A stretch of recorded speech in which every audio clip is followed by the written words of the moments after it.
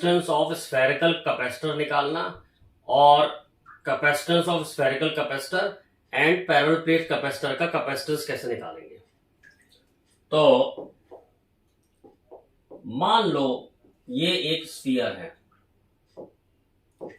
इस पे कुछ चार्ज है, ये एक स्फीयर है, इस पे कुछ चार्ज है और इसका रेडियस जो है वो r है। पिछले वाले चैप्टर में हमने इसका पोटेंशियल पढ़ा था। पोटेंशियल का फॉर्मूला होता है चार्ज स्फीयर का 1/4πε0 Q/r। तो ये इसके पोटेंशियल का फॉर्मूला है और चार्ज और कैपेसिटेंस में ये रिलेशन होती है Q = C की। अगर हम यहां से C निकालें तो C का फॉर्मूला होगा Q/V। तो Q हमें मालूम है और इसका वोल्टेज भी हमें मालूम है, पोटेंशियल 1/4πε0 Q/r। तो जो कैपेसिटेंस आ रहा है स्फेरिकल कैपेसिटर का वो आ रहा है 4πε0r। अब हम जानते हैं कि 1/4πε0 की वैल्यू कितनी होती है बेटा, 9 × 10⁹। लेकिन हमें यहां पर 4πε0 की वैल्यू चाहिए, हमें यहां पर 4πε0 की वैल्यू चाहिए। तो ये आ गया आपका फॉर्मूला कैपेसिटेंस का। अब अगर ऐसे सॉल्व करना है तो हमें 4πε0 की वैल्यू रखनी पड़ेगी, तो वो होगी 1/9 × 10⁹ r। तो ये फॉर्मूला निकल आया आपका कैपेसिटेंस ऑफ स्फेरिकल कैपेसिटर। तो कैपेसिटेंस ऑफ स्फेरिकल कैपेसिटर का फॉर्मूला आ गया 4πε0r और 4πε0 की वैल्यू कितनी है, 1/9 × 10⁹। तो हमने देखा कि कैपेसिटेंस किस पे डिपेंड कर रहा है, रेडियस पे। कैपेसिटेंस किस पे डिपेंड कर रहा है, रेडियस पे। तो कैपेसिटेंस डिपेंड करता है शेप पे, कैपेसिटेंस डिपेंड करता है साइज पे और कैपेसिटेंस डिपेंड करता है कि मीडियम कौन सा है या उसके अंदर कौन सा मीडियम रखा हुआ है। एक और देखते हैं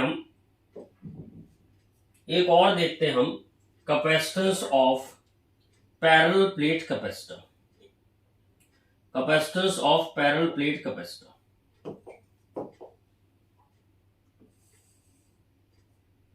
मान लेते हैं कि ये दो प्लेट्स हैं कैपेसिटर की और एक प्लेट अर्थ है। जो प्लेट अर्थ होती है उसका पोटेंशियल होता है 0 और इस वाली प्लेट का पोटेंशियल मान लिया मैंने V। इस वाली प्लेट पे पॉजिटिव चार्ज है, इस वाली प्लेट पे नेगेटिव चार्ज है।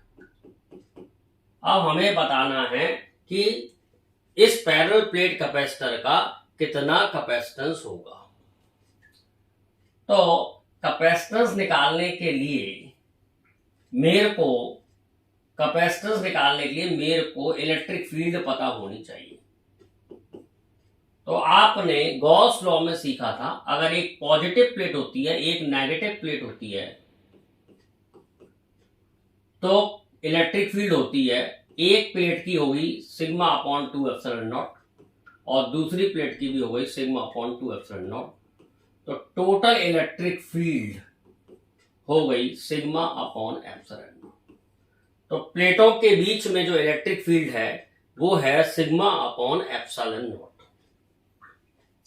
अब इलेक्ट्रिक फील्ड का फॉर्मूला होता है -dV/dx।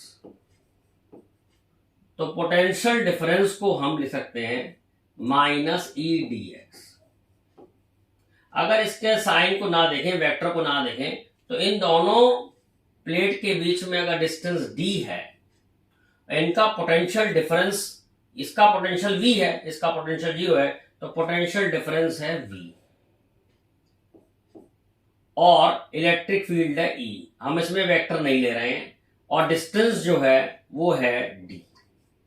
तो ये पोटेंशियल डिफरेंस की वैल्यू आ गई E × d। पोटेंशियल डिफरेंस की वैल्यू कितनी आ गई, E × d। अब हमने फॉर्मूला पढ़ा है Q is equal to C V. हमने फॉर्मूला पढ़ा क्या है? Q is equal to C V. Q is equal to C V. अगर हमें कैपेसिटेंस निकालना है तो हमें ये वाला फॉर्मूला लगाना पड़ेगा, प्लेटों के बीच में कितना कैपेसिटेंस है। तो अब हम प्लेटों के बीच की इलेक्ट्रिक फील्ड रख देते हैं, sigma upon epsilon not D. फिर हम सिग्मा को रख देते हैं charge upon area epsilon not D. Sigma होता है सरफेस चार्ज डेंसिटी। सिग्मा क्या होता है बेटा? Surface charge density. सिग्मा होता है surface charge density. Surface charge density का मतलब होता है चार्ज अपॉन एरिया। तो मैंने सरफेस चार्ज डेंसिटी की जगह क्या रख दिया? Charge upon area. अब Q is equal to C और V की जगह ये रख देते हैं, V की जगह हम ये रख देते हैं Q D upon epsilon naught ए। तो Q कैंसिल हो रहा है, कैपेसिटेंस का फॉर्मूला निकल रहा है epsilon naught A by D. इससे साफ पता लग रहा है हमें कि जो कैपेसिटेंस है वो प्लेटों के एरिया पे डिपेंड करता है और डिस्टेंस बिटवीन प्लेट पे डिपेंड करता है। ए है एरिया ऑफ प्लेट, ए क्या है? Area of plate. और डी क्या है? Distance between plates. डी है distance between plates.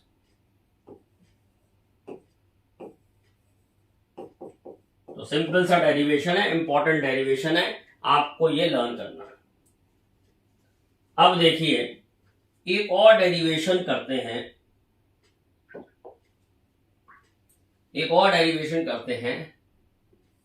Capacitance of parallel plate capacitor. Capacitance of parallel plate capacitor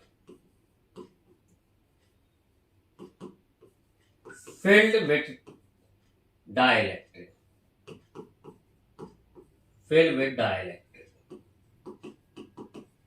तो इसका डेरिवेशन पहले वाले डेरिवेशन के सिमिलर है। अब क्या है कि ये वाली प्लेट अर्थ है, ये वाला पॉजिटिव प्लेट है, ये वाली प्लेट नेगेटिव है, ये वाली प्लेट नेगेटिव है। अब क्या होगा? अब इलेक्ट्रिक फील्ड बदल जाएगी। क्या होगा? इलेक्ट्रिक फील्ड बदल जाएगी। अब इलेक्ट्रिक फील्ड पहले थी electric field sigma upon epsilon not, इस केस में हो जाएगी sigma upon K epsilon not. पहले हमने इलेक्ट्रिक फील्ड लिखी थी प्लेटों के बीच में, जब वैक्यूम था तब हमने लिखी थी सिग्मा अपॉन एप्सिलॉन नॉट। अब इसके बीच में मीडियम है, डाइलेक्ट्रिक है, कोई इंसुलेटिंग मटेरियल है, तो इलेक्ट्रिक फील्ड कम हो जाती है के टाइम्स। तो अब नई इलेक्ट्रिक फील्ड हो जाएगी sigma upon K epsilon not. और V का फॉर्मूला हमने लिखा था electric field into distance. D जो है डिस्टेंस बिटवीन प्लेट्स है। तो जो पोटेंशियल डिफरेंस होगा वो होगा sigma upon K epsilon not, sigma upon K epsilon not D। अब सिग्मा क्या होता है? सिग्मा अभी थोड़ी देर पहले पढ़ा, चार्ज अपॉन एरिया। सिग्मा क्या होता है? Charge upon area. तो ये पोटेंशियल का फॉर्मूला आ गया, पोटेंशियल डिफरेंस का फॉर्मूला आ गया, क्योंकि इसका पोटेंशियल 0 है, इसका पोटेंशियल 0 है और इसका पोटेंशियल भी है। तो ये पोटेंशियल डिफरेंस का फॉर्मूला है क्यू डी अपॉन के ए एप्सिलॉन नॉट। अब फिर वही फॉर्मूला लगा दिया, Q is equal to C V. तो Q is equal to C और V की जगह रख दिया Q D upon K epsilon naught A. Solve करके निकाल रहे हैं तो C का फॉर्मूला आ रहा है के epsilon naught A by D. तो अब जो नया फॉर्मूला कैपेसिटेंस का निकला बेटा, वो निकला आपका ये के epsilon naught A by D.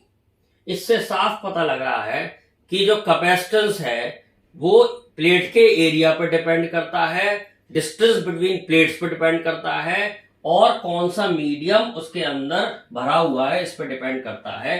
के को हम बोलते हैं, के को बेटा हम बोलते हैं dielectric dielectric constant. K को हम क्या बोलते हैं बेटा? Dielectric constant. के को क्या बोलते हैं? Dielectric constant. अब एक और प्रूफ है इसका कैपेसिटेंस का, पैरेलल प्लेट कैपेसिटर का, वो देखते हैं। Capacitance of parallel plate capacitor, capacitance of parallel plate capacitor partially filled with dielectric।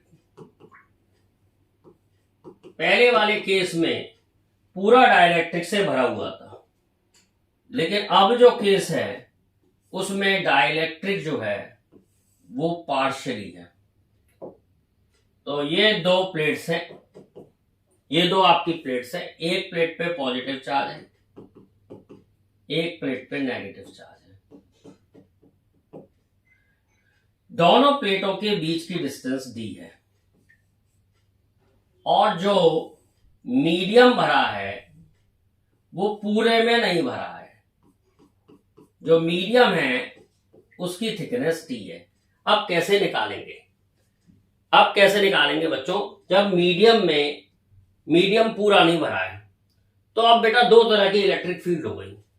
अब दो तरह की इलेक्ट्रिक फील्ड हो गई, एक हो गई वैक्यूम वाली इलेक्ट्रिक फील्ड और एक हो गई मीडियम वाली इलेक्ट्रिक फील्ड। तो मीडियम वाली इलेक्ट्रिक फील्ड की थिकनेस कितनी है? टी। और वैक्यूम वाली इलेक्ट्रिक फील्ड की थिकनेस कितनी रह जाएगी? टोटल थिकनेस डी है, मीडियम टी में है, तो बाकी वैक्यूम वाला कितना बचा? D minus T. तो अब हम पोटेंशियल डिफरेंस का जो फॉर्मूला है वो ऐसे लिखेंगे, E vacuum into d minus t. क्या मैंने तरीका बताया था? इलेक्ट्रिक फील्ड इंटू डिस्टेंस को कहते हैं पोटेंशियल डिफरेंस। तो वैक्यूम वाला पोटेंशियल डिफरेंस हो गया E vacuum into d minus t, और मीडियम वाला हो गया E medium into t. E medium into t, बहुत सिंपल डेरिवेशन है।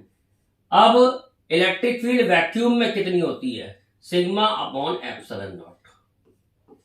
ये दो डेरिवेशन हमने अलग अलग करे थे, मीडियम और वैक्यूम का, अब एक संग आ गया है। और इलेक्ट्रिक फील्ड मीडियम में कितनी होती है? Sigma upon K epsilon not into T. Sigma का फॉर्मूला क्या होता है? Charge upon area. सिग्मा का फॉर्मूला क्या होता है?